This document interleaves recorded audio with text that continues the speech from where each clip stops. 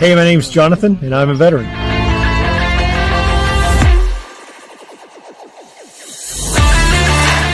Hi, my name is Daryl, and I'm a veteran. My name is Chad, and I'm a veteran. Hey, I'm Travis. I'm an Air Force veteran. Hi, my name's Ashley, and I'm a veteran.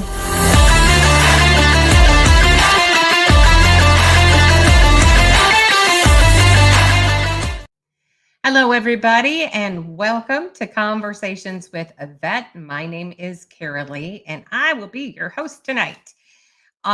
In the wings, I have a great guest for us tonight. I'm really excited to introduce him. But first, I would like to talk a little bit about what is going to happen Tuesday night, 6 p.m. Central Time. So that's going to be a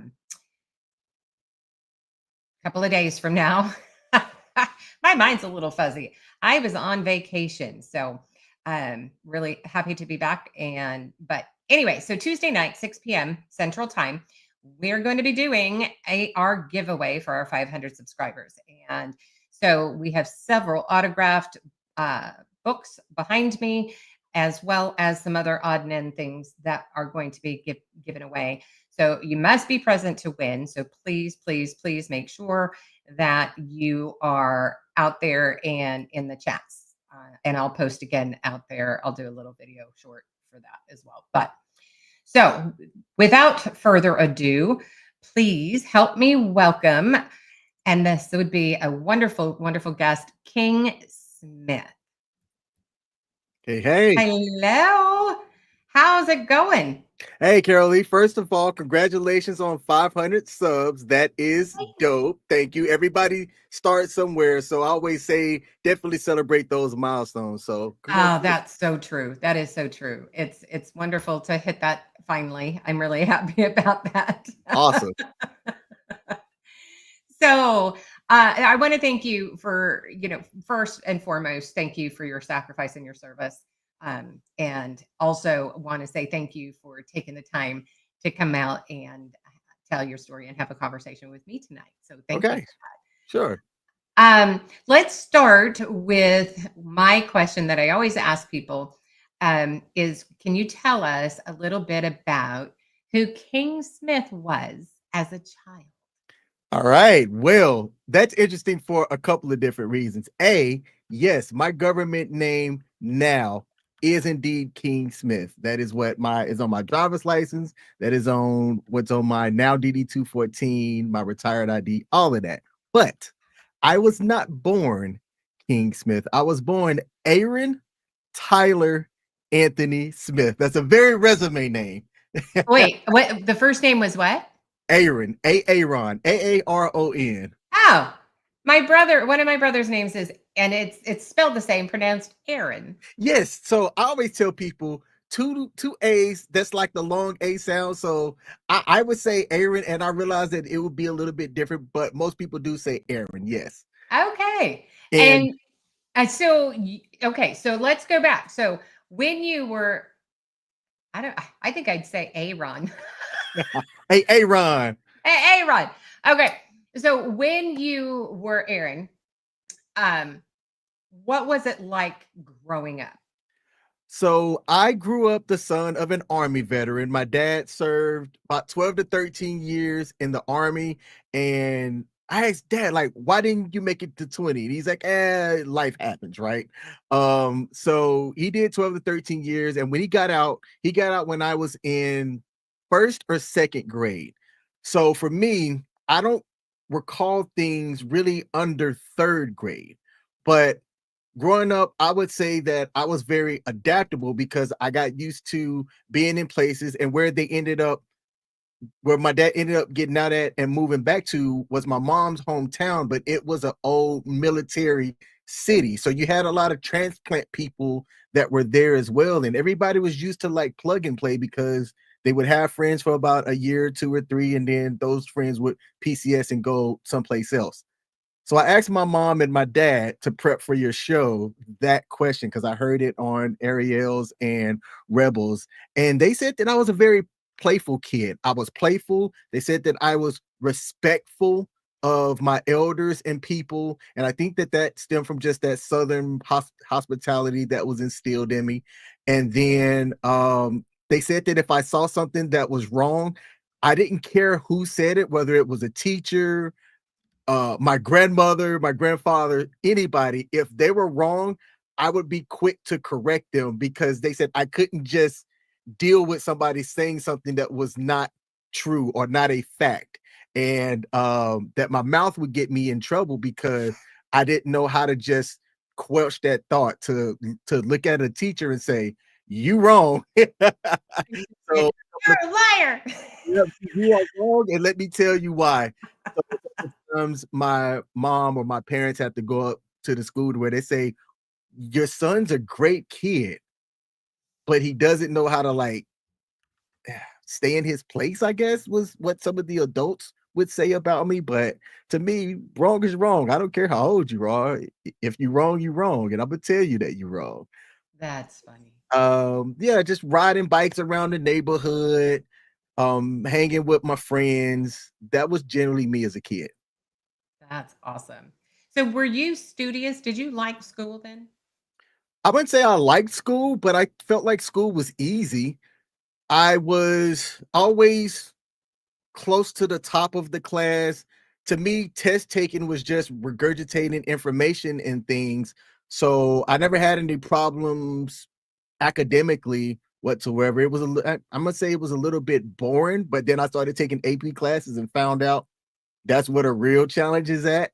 But somewhat studious. I would call myself a nerd. Other people call me nerd. I was always cool with that term. So yeah. Nice.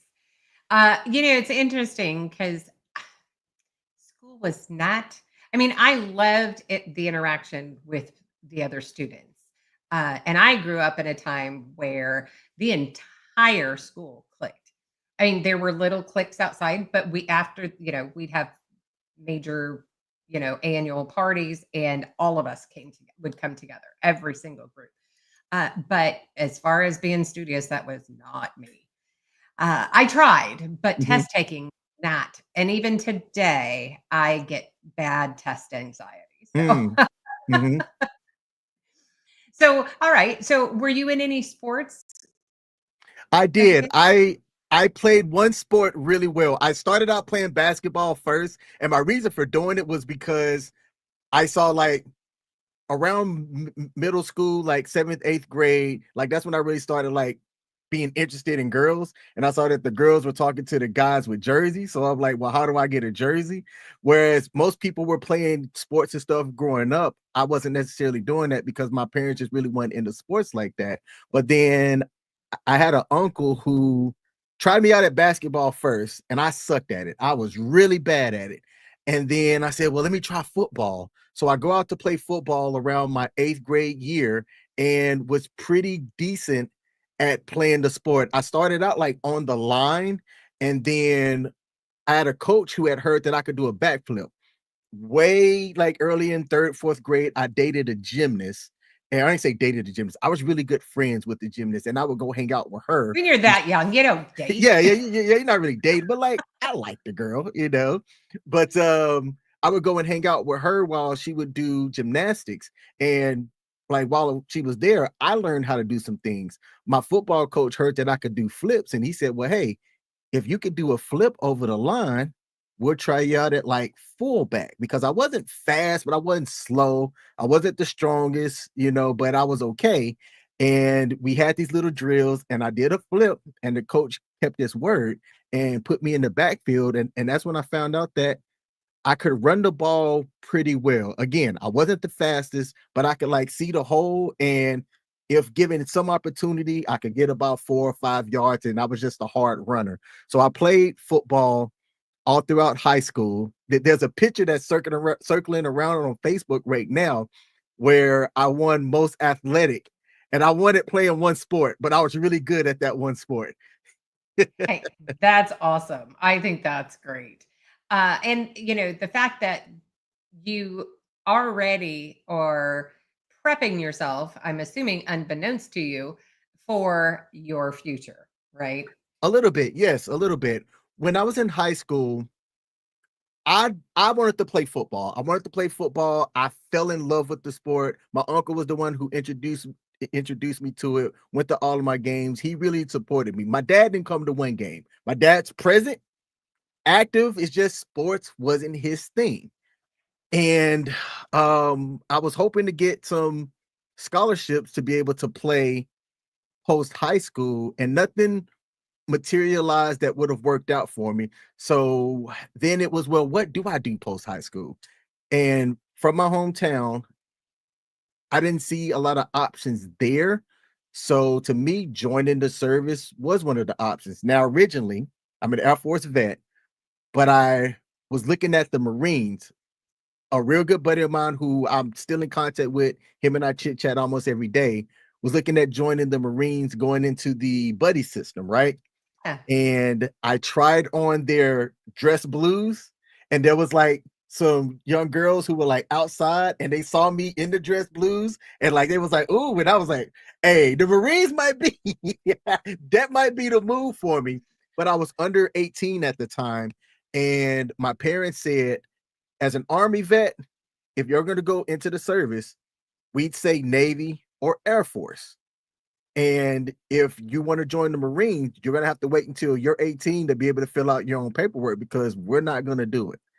So that killed the Marines for me, because I wanted to get out ASAP. To me, it was like the sooner I could get in, the sooner like things can happen. I didn't really know what the things were going to be, but that was my sign of, now I'm an adult if I could get out early. So I went to talk to the Air Force guy, took the ASVAB and everything. And when I went to go pick a job, I actually picked a job guaranteed instead of going in open. They said, well, since you qualify for anything, what would you like to do? And I said, well, I like to travel. And they offered me 3 jobs: airborne battle manager, load master, or in-flight refueler. And I picked in-flight refueler only because it had the highest bonus. I did not know we could refuel airplanes in the air when I picked that job. Had you ever taken a flight? The last flight that we had, I don't remember it, and it was when my dad was leaving Germany. I was 3 or 4, and that's the last flight that I remember being on. So don't have that much experience in planes, like literally from that time to coming back from Germany when I was way younger, to getting on an airplane to go to basic. That was my first time really on an airplane, as in, almost adult.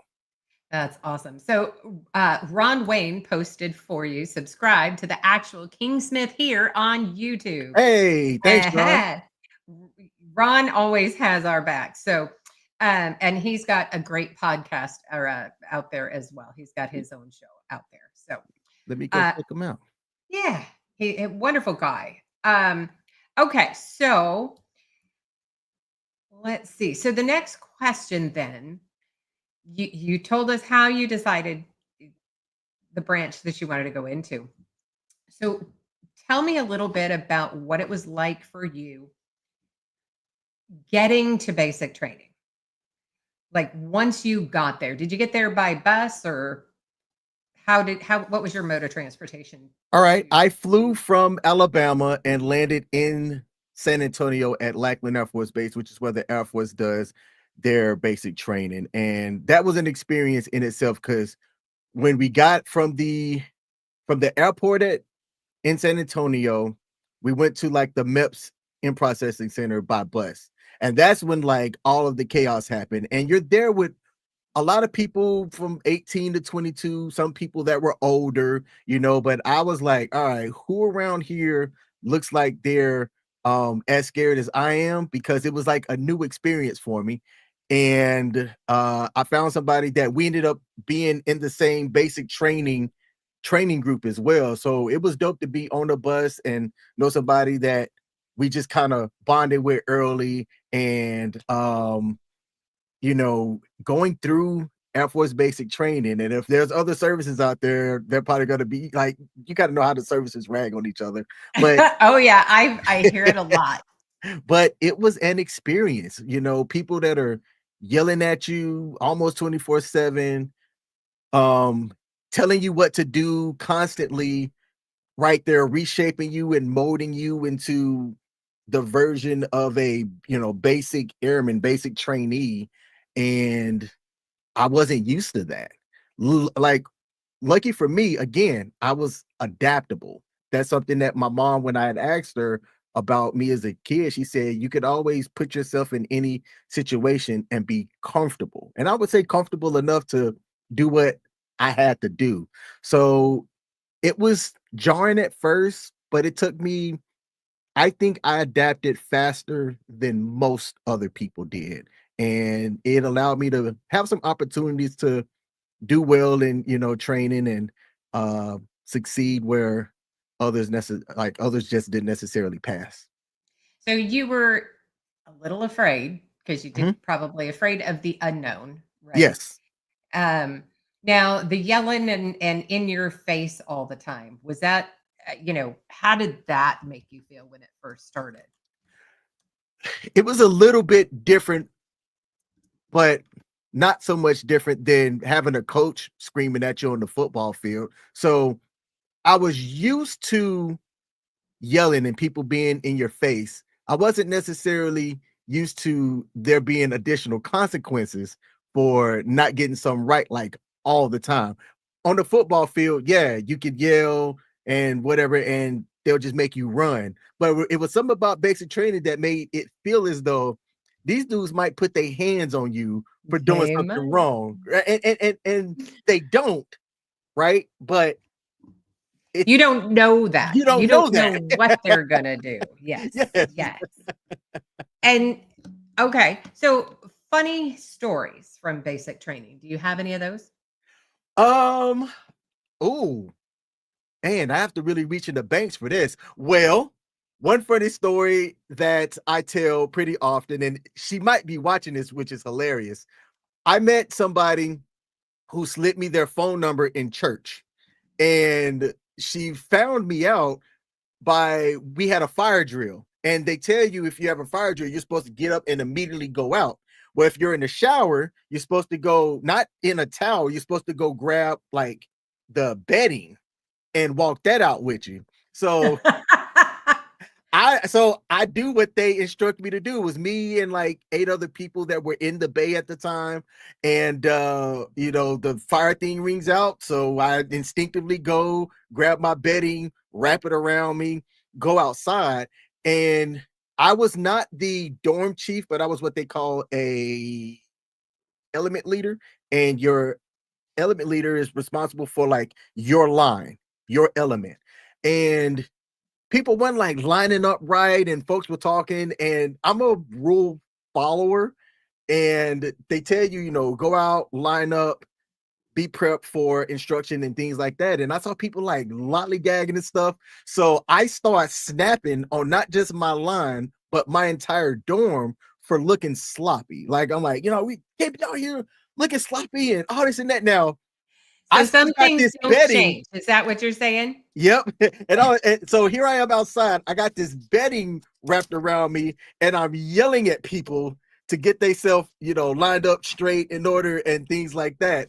And apparently there were several people that saw that and was like, I like that. So I ended That's up going so to church like 2 days later, and I ended up getting like several people slide me their phone numbers because of just that event. That's the funniest thing that I have. And I have a not so funny story in which I almost got kicked out of basic. really? Mm-hmm. Mm-hmm. Oh So my gosh. so know how I told you that I was a rule follower? Yeah. When you're in basic, you're not supposed to be with the opposite gender one-on-one. And I was coming back from a medical appointment at about my 5th week. And it was a appointment because I was an aviator, so you have to do like additional flight screening and stuff just to make sure that you qualified to do flying duties. And I was coming back from one of these appointments, and the moment that I stepped off of our transportation, somebody stopped me and said, "Hey, excuse me, do you know how to get to this building?" And I had no clue what building. So I looked at her and I said, "Hey, I can't help you, but I don't want you to just go off on your own because she was brand new. And if you were in your 5th week and above, you were allowed to wear certain things. So that's how you could identify like what phase of training that you were in. And so I told her, I said, walk a couple of paces behind me. Let's go find a TI or somebody that can, help you. And we'll just do that. So we take about maybe 50, we go about 50 yards, and there's a car that pulls up right on the side of the road. This senior master sergeant person walks out and she starts ripping me a new one. Doesn't give me or the other young lady the opportunity to explain what's going on. All she saw was I was in this phase of training, this other person was in another phase of training, and we were walking close. Again, I told her to walk several paces behind me, but you could tell that we were like generally walking in the same direction. And she then tells me, don't explain nothing, you just keep walking. And I'm like, okay. So I just keep walking. I have no idea if the young lady got help, what happened with her. She then goes and tells my training instructor what had occurred. Or no, she went to find me later on because she had asked me in the conversation which training group that I was in, and had a conversation with my TI. And the TI says, all right, Trainee Smith, after lunch, you're going to go scrub the parade deck of poop. And again, I'm a rule follower. I felt like I tried to do the right thing. So in my mind, I'm fuming. I'm angry because I'm like, I tried to do the right thing. And if doing the right thing is going to get me in trouble, send me home. Like, that's how I felt. And I had a week and a half left of training. But that incident right there just made me just not want to be in the service. So we get through dinner, and they have what's called the snake pit, which is where all of like the TIs were at. Sometimes they would stop you as you had your food coming from the lunch or the food area to, go sit, eat, and get out. And I was walking past the snake pit and nobody said anything to me. And I stopped because I just couldn't contain it. So I go back to the snake pit. I stayed who I was. I stayed what it was that I was told to do because my TI and all of the other ones, they were sitting right there. And I said, nobody asked me my side of the story. That TI stopped. She ringed me. I was trying to help the person, but I never had the opportunity to say that. And I said, if helping somebody is going to get me in trouble in the Air Force, kick me out now, because I'm not the type of person that's not going to help anybody. And if that's going to get me in trouble, just send me home. I don't want to be in the Air Force. And they all like stopped and they kind of looked at each other. I got dismissed. And my TI told me to come and see him after I got through eating. And he said, I believe your story. You don't have to scrub the poop from the training deck, but don't do that again. And again, I was kind of conflicted because I'm like, so was I supposed to just shut up and get in trouble for something that I wasn't trying to do anything wrong on? But I graduated. So yeah. Wow. And kudos to you, for helping, right? And probably, it's really difficult. People see things that they just want to see or assume, the worst. And so kudos for you for standing out, because especially for yourself, because, if you don't do it, who's going to do it? Exactly. So you get through, you graduate. Where do you go from there? When I graduated, I then proceeded to do my technical school training, which for an in-flight refueler consisted of land survival in Washington State, water survival down in Florida, and I didn't know how to swim, so I was curious how that was going to work out. How did that work out? It worked out different. So if you were people that self-identified as a bad swimmer or you couldn't swim, which, hey, I'm right there with you. You had a special helmet and a special vest that identified you as these might be the first few people that we need to go target in case something bad happens. So Nice. I got through it fine. It was the land survival part was an experience for me, and it was something that was different because we had to do the water survival. We had to do simulate parachuting from the aircraft in case like you have to jump out. So here's somebody that really hadn't been in deep water like that. I've also had haven't like parasail, because that's essentially what they set you up to do, parasail and then fall down into the water. So to get through the training and see it, it's like, well, it don't look that bad in training, but these are people that like know what they're doing. I don't know what I'm doing, but I got through with it. And me and the other people that weren't strong swimmers, we all just kind of was like, hey, let's help each other out and get through this. So we did. Nice. So that to me, yeah, I just hearing that story of having to parachute in already has me nervous because I, for one, cannot, to save my life, cannot tread water. I can think- now, Ugh, but then, yeah, that's Mm-mm. pretty funny. So okay, so from there, then you do the land survival. Yes, from there you go to Washington State. I got there. I graduated basic a little bit after September 11 of 2012. So a year after, no, not 2012, 2002. Yes, 9/11 after- happened in 2001. I graduated Correct. high school 2002, and I was straight off the basic. So I finished basic a little bit after September, did land survival, and then went up to Washington State and did water survival in Florida, land survival in Washington, and it was in the winter time, which I do not recommend people do the land survival, or what's commonly called SEER training. That's survive, evade, resist, and escape. That training right there, as somebody that's not used to being in the woods, that's not used to snow weather, being from the South, was definitely interesting training Yeah. for sure. Yes. And you know, it's crazy too, because I've been in both. So, you know, the South as well as the North and Montana. So lots of snow. And I actually enjoy it because here in the South, I melt. I swear. I'm like the Wicked Witch of the West. I just melt into a puddle. So yeah, and Jason says it's not that bad, King. Hey, for you maybe, for Right? me, not in the wintertime. Killian was cracking up over your term self-identified. Nice. Again, that would be me. So yes, that's exactly right. So okay. From the land survival, from your SEER training, where do you go then?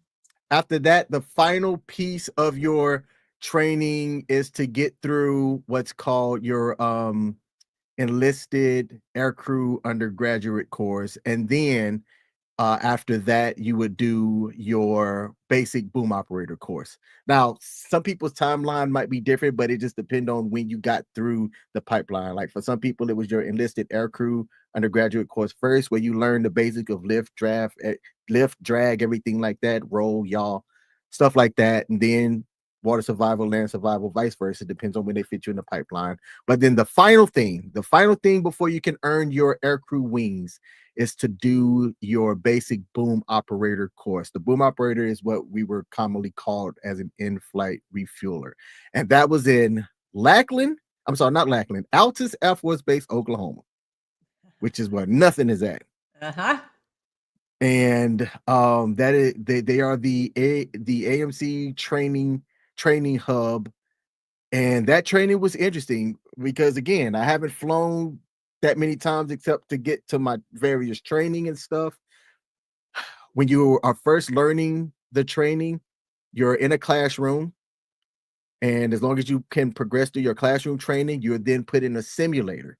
And the simulator is just like playing a video game. It is actually really cool. It's about as realistic training as you could get without being in the actual aircraft doing the job itself. So you've got your instructors that are teaching you things and evaluating you on your ability to learn and not do anything that could screw up a mission or really damage your aircraft or others. And then once you get through your classroom training and the simulator training, they put you up in the air. They do a demo first to kind of show you how it is. In Altus, it would typically be on a larger aircraft like a C-17. And then after they do the demo, you hop in the seat and it's like, all right, your turn, do it. And that was an experience because you're looking at the C-17, which is larger than our aircraft, the KC-135, and it's approaching you, and you're like, holy crap, don't mess this up. This is kind of cool, but it's scary at the same time. And once you accomplish it that first time, for me, it was just kind of getting the nerves out. And you got the instructor that's right there that's not gonna let you mess up either. But then they kind of put you on training wheels at first and slowly take the training wheels off. And as long as you can follow instructions well, and passing an evaluation, then you get qualified. They do the wing pinning where they you set up on the stage, graduate, and they like pin your wings on you, and that's how you officially join the aviation club. Wow. So, okay. So you get up there, you're like the very first time, and you've never before that time have you been, especially in a big military plane? Is that right? Nope. Nope. That the first time getting on the KC-135 was when you go out to the flight line in Altus to then see the aircraft that you're going to learn about. But prior to that, not even at air shows, because where I grew up at, we didn't have air shows or anything. So never really saw a military plane or any of that. Wow. So just seeing it initially probably got your nerves going, I would presume. A little bit nervous, but then for me, it was like, man, this is kind of cool because I didn't know many other people that did the job. I didn't even know that the job that I signed up for was a thing. So I was kind of like, man, I can't wait to tell people that I get to refuel airplanes in the air for a living. So it was cool, nervous, excited, like all the feelings. I wasn't just like, yeah, I've been here before, yada yada. I'm like, this is awesome. I also don't want to mess up. Which is a great attitude to have. So, all right. From there, you get your training, you get your wings. What happens next for you? You find out what your assignment is going to be, and they give you what's called a dream sheet. And the dream sheet is exactly what it is. You can dream of going to certain places, but the Air Force is going to place you in the needs of where the Air Force needs you. My top choice was Robins Air Force Base in Georgia because it was close to Alabama, close back home. MacDill Air Force Base in Florida because it's still the South. And if I didn't get those two, I would have liked to had gone overseas as a first assignment, which for my job would have meant Mildenhall in the UK or Kadena in Okinawa, Japan. And then any other place I wouldn't have cared, but there were options like North Dakota. And you already said you don't care for the cold, so Nope. that's out. But it was like North Dakota, Washington State, and you could have gotten assigned the other refueling aircraft that the Air Force has, which is the KC-10, and that would have given you like New Jersey or California. Well, But Killian says it's a good thing that you didn't head to Montana because apparently it was much worse than I would where you say were at. Montana is worse than Altus Air Force Base for sure. That's funny. Okay. And I had my first choice as Robins, and I got my first choice. So I got lucky. I was one of the few people in our class. I think we had 14 people in our class, and 4 of the 14 got their first choice. Now, if you put any of the bigger bases like Grand Forks, North Dakota, or Fairchild Air Force Base in Washington, you were likely going there. So there was a few people had Florida, a few people had Robins Air Force Base, and then everybody else went to the bigger tanker wings that could, get more people in. So when you're doing this and you're going through your training, you're on the plane. I mean, did they teach you anything about flying as well? Itself? You learn flight principles when you're going through your the one specific to your job. When you're doing enlisted aircrew undergraduate course, you're not only learning about history, but you're learning the same things that a pilot would learn about aircraft characteristics and things that can make a flight or a plane take off. for my job specifically, during the initial part of the training, you don't really learn what the pilots know, not fully, but because you practice with pilots as well, you get to hear the training and stuff that they go through. So over time, you can pick things up, but you're not learning for the enlisted side how to fly the plane itself, but you pick things up because you have the basic knowledge. And it's just more of the aircraft specific things that they get hands in on that we don't. We learn certain systems and things that pertain to our job, and they want you to know the plane in its entirety, but we're not learning how to actually take off or land with it. You feel like you could do it, but like you are going to need that extra training for sure. Yeah. I was just curious because, I mean, something happens, heaven forbid, somebody else is going to have to fly that puppy. So, just kind of made me ask that question. Yeah. Um, okay. So you get your choice of where you want to go Mhm. and you get there. Tell me what it was like for you once you get there. The boom operator community is great because it's small. It's small, it's tight knit. So if you're somebody that comes in and you're drinking the Kool-Aid and you're willing to learn, you get received pretty well.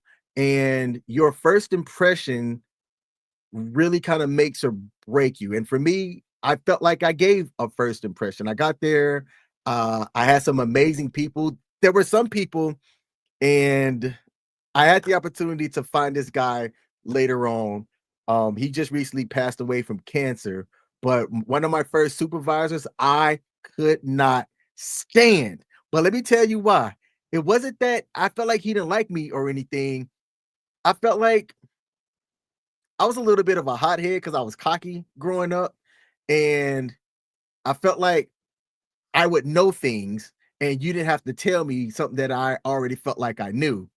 And this guy, he always talked about the standard. Understand what the standard is. He's not going to tell you anything to go above and beyond. He's like, what is the standard?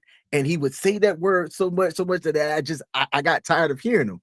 But it took me growing up to realize that he was trying to show me how to be a leader. And for him and other people that were, in my eyes, really good leaders, they wouldn't tell people to go above and beyond and do all this extra stuff. They just said, hey, understand what the standard is and do that standard well. And initially, I just thought this guy had it out for me and he didn't like me.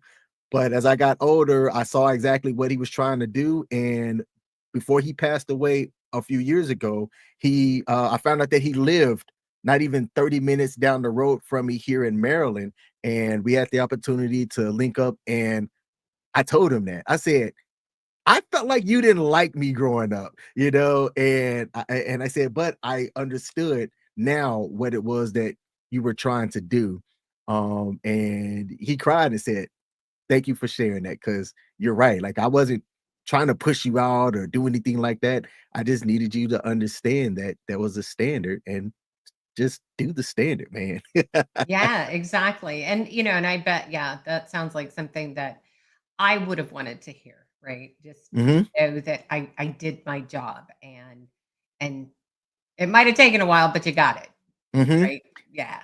Yep, and it was also great to have that as my first duty station because my aunt was also stationed there. This is my dad's sister, and one of the reasons why he talked about going into the Army, she was an '05, which was a lieutenant colonel, and she was stationed there too. So I had somebody there that was family who I knew that I could lean on as I was getting my feet wet and just kind of used to things, and an older cousin, her son, who was also there in the area too. So I went to an area. I didn't know the area, but I knew that I had family there. So I leaned on them pretty heavy during my first year at Warner Robins Air Force Base. And did your aunt have to flex for you anytime? Never, never, not once.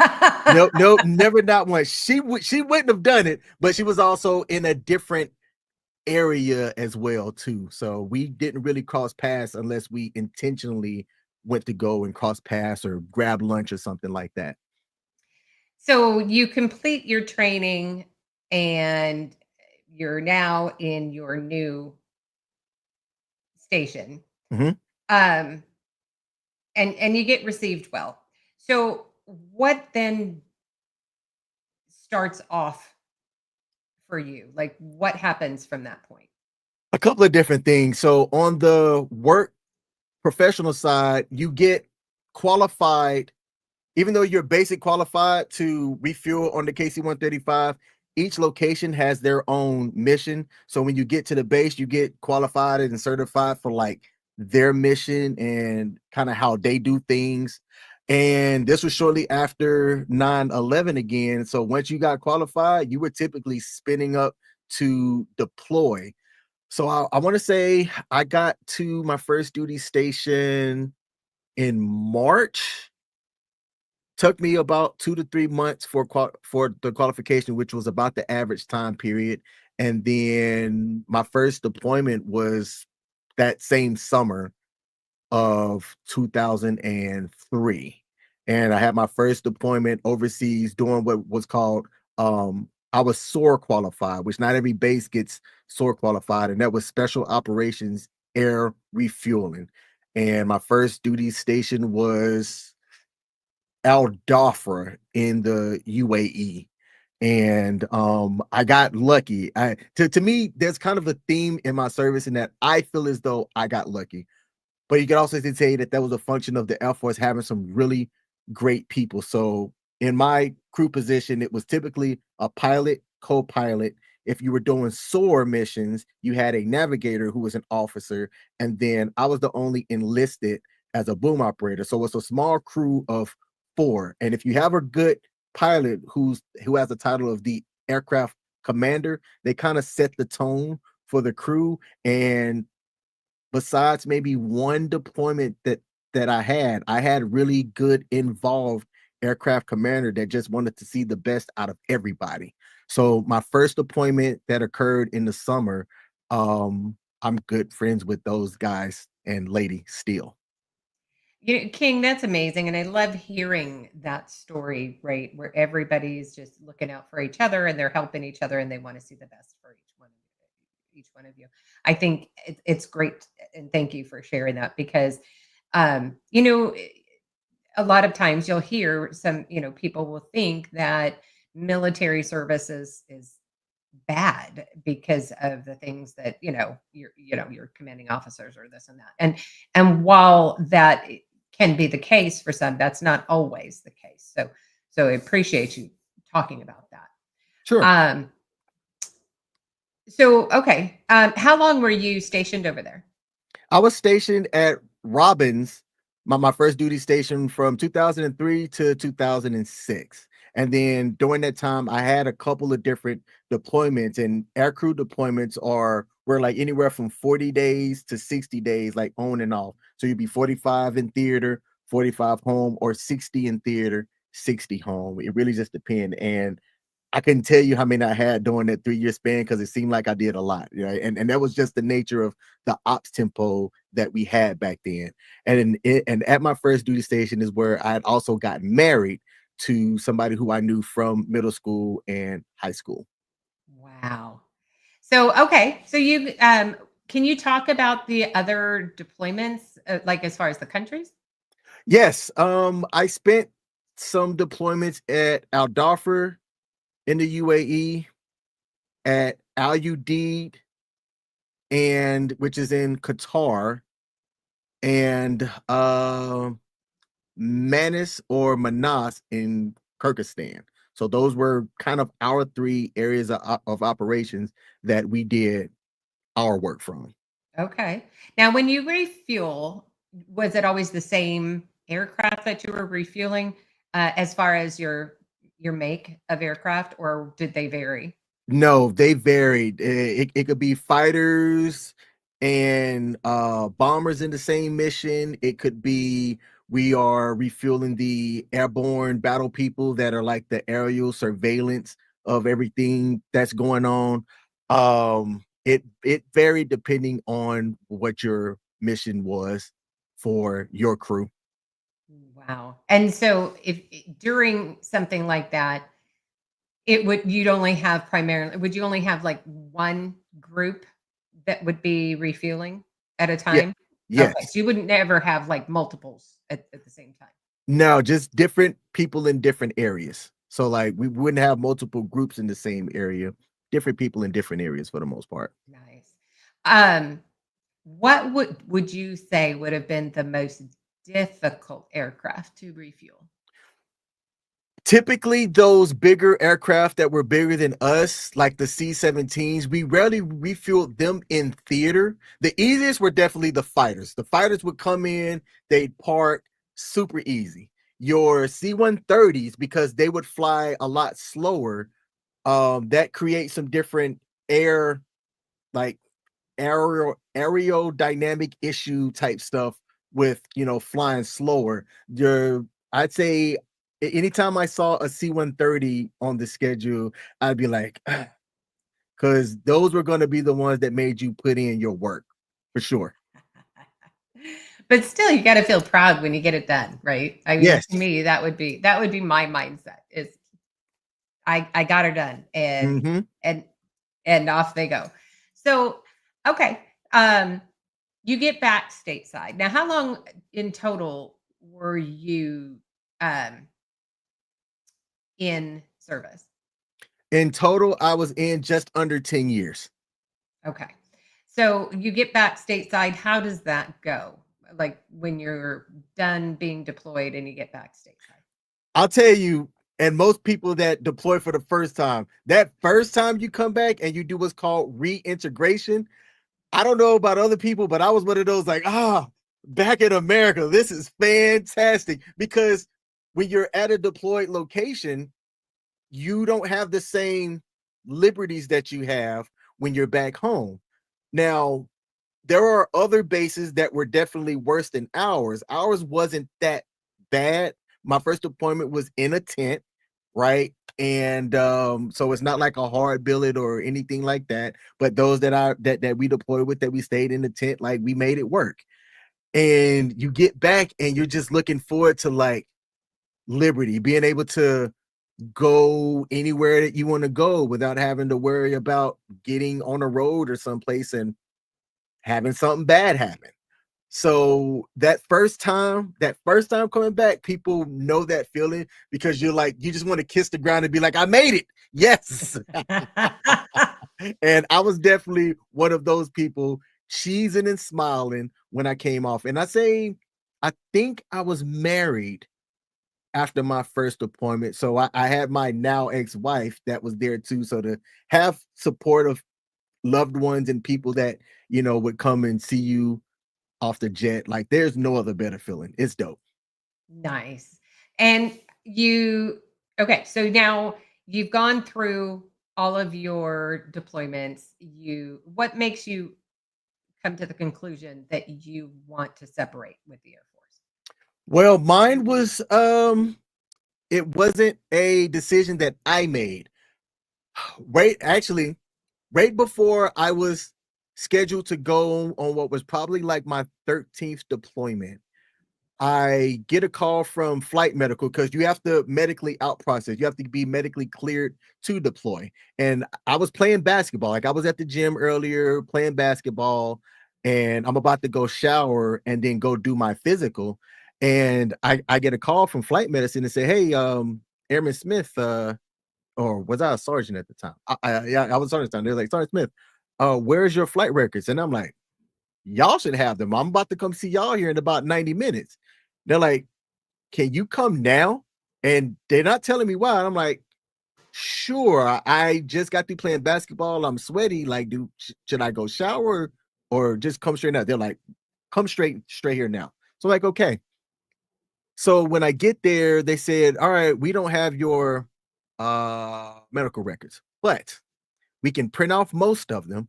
What we need to do from you is get a copy of your footprint and an EKG. So this was on a Thursday, and you would typically medically out process that Friday, and then you deployed that following Monday.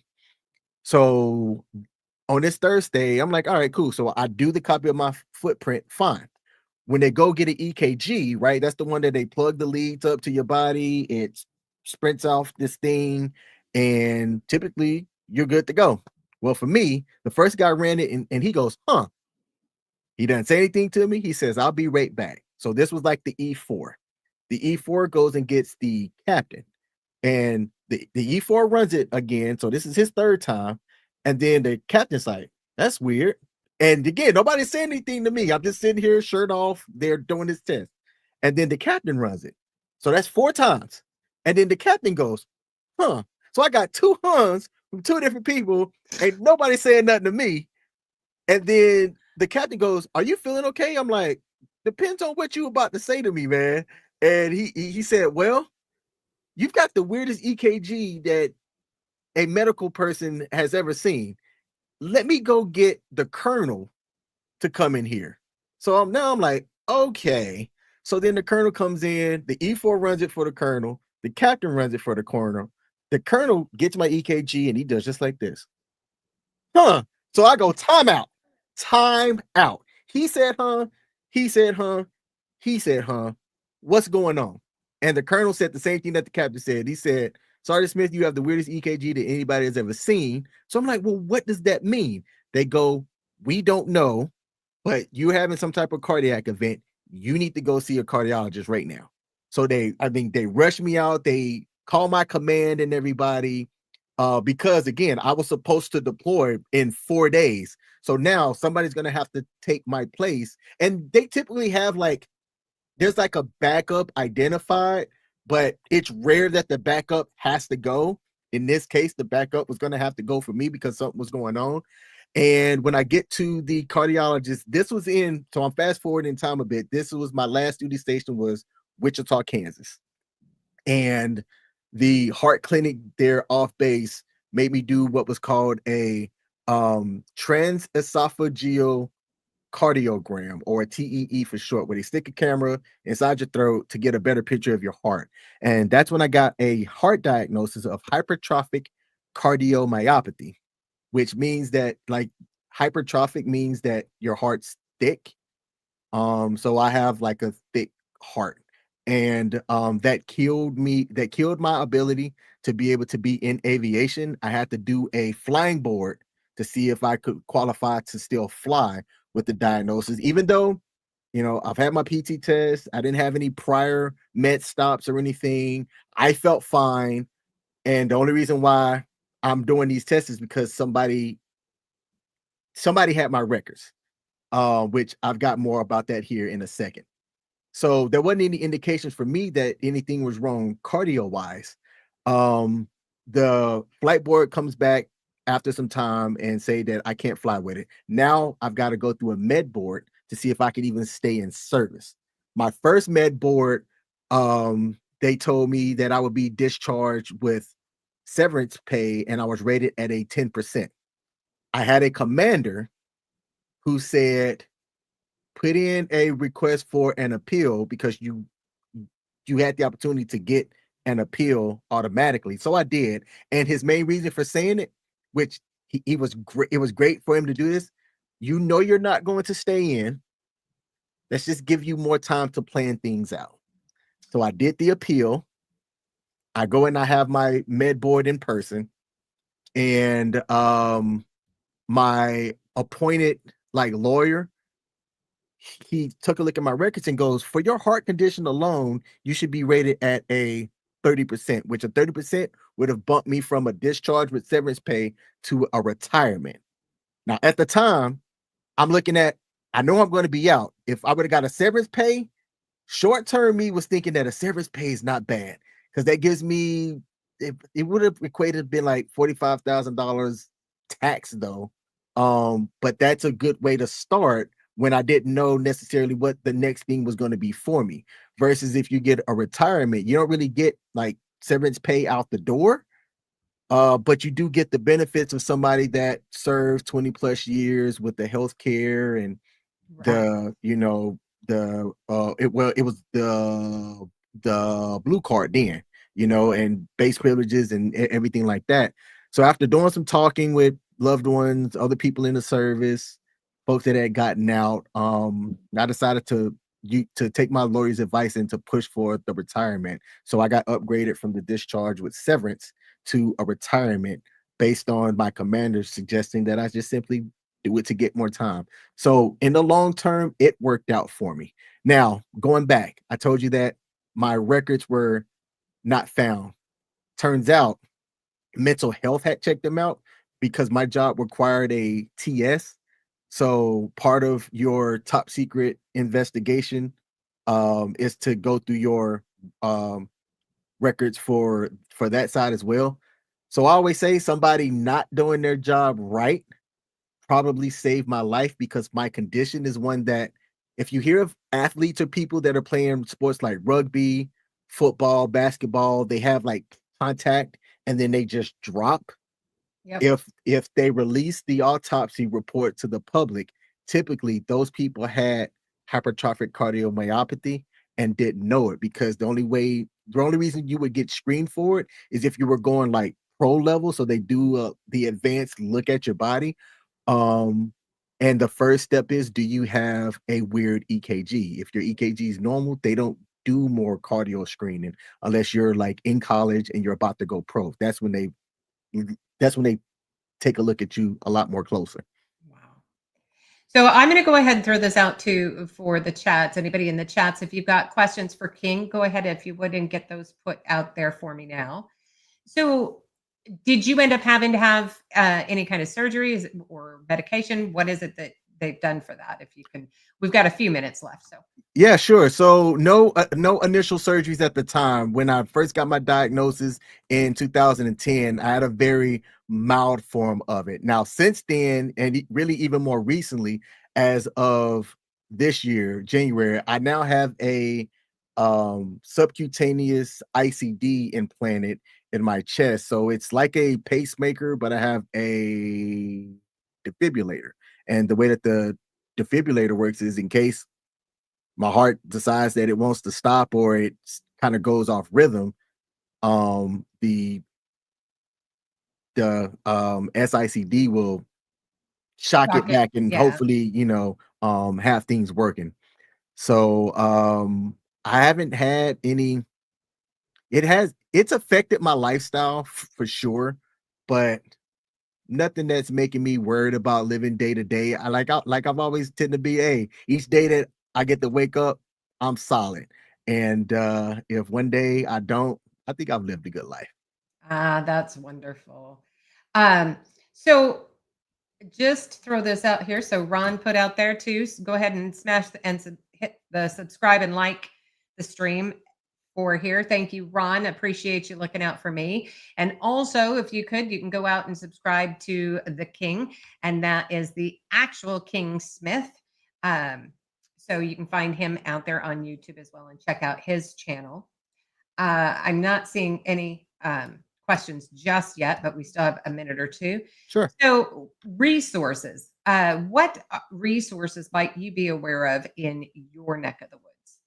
Oh, that's a great question. So where I live at in Maryland is a great place to be for veterans. I think that the state does good, and there's a bazillion nonprofits out here that I not only use myself, but I volunteer for these nonprofits and give back. So the Wounded Warrior Project is one. Man, the state of Maryland's veterans program or veterans office here is another one. It's like right down the road from where I live.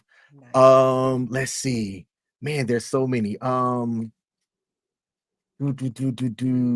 Team Rubicon, they do great things for veterans and the community itself.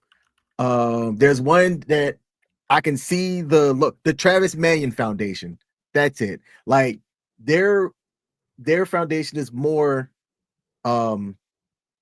focused on the community, but the way that they bring the veterans in is it gives you a sense of like service. To me, it's top notch for people that they still have that sense of service, which I'm gonna raise my hand. I didn't join the military afterwards out of like a sense of duty or obligation. I'm just going to say that. I'm gonna put that out there.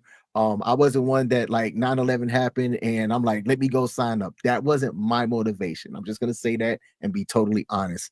But since being since being in, I've had to understand an understanding of what service is. So I try to give back as often as I can by volunteering for these places, but I feel like there's so many other veterans resources that are out there that I'm just not mentioning. But the And ones that I did that's mention were yeah. to me very helpful.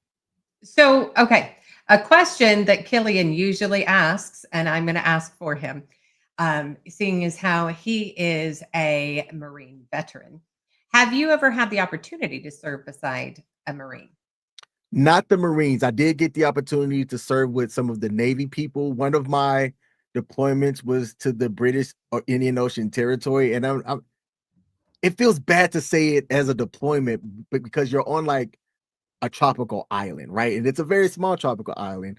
But it was more Navy people there. So I had the opportunity to serve with them. And then some of the refuelings that we did. So it wasn't just like Air Force to Air Force. We refueled some of the Navy pilots and Navy planes and things like that. Some of the other nations' aircrafts I had the opportunity. So not directly serving with the Marines, but kind of by junction, I did get the opportunity to like hang around them. Nice. Ron has a question. He says, "What was your favorite memory from your service time?" Oh, So wow. This ought to be good then. well, the reason why I laugh at this is because it's going to highlight just the differences in the perception of the services. Yeah.